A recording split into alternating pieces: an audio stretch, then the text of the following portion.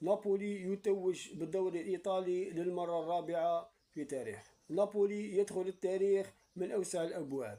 الإنتر حاول وصارع، ولكن نابولي عرف كيف يغتنم الفرصة. اليوم لن نتكلم عن تتويج نابولي، بل نتكلم عن الأجواء الرائعة التي صنعها الأنصار.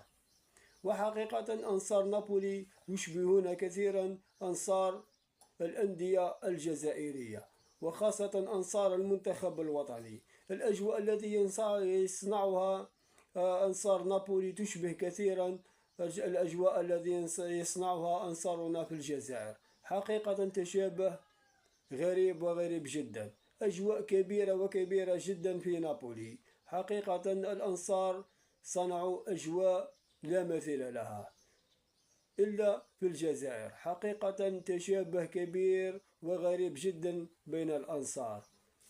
ألف مبروك لأنصار نابولي، وإن شاء الله يتوجون الموسم المقبل بدوري أبطال أوروبا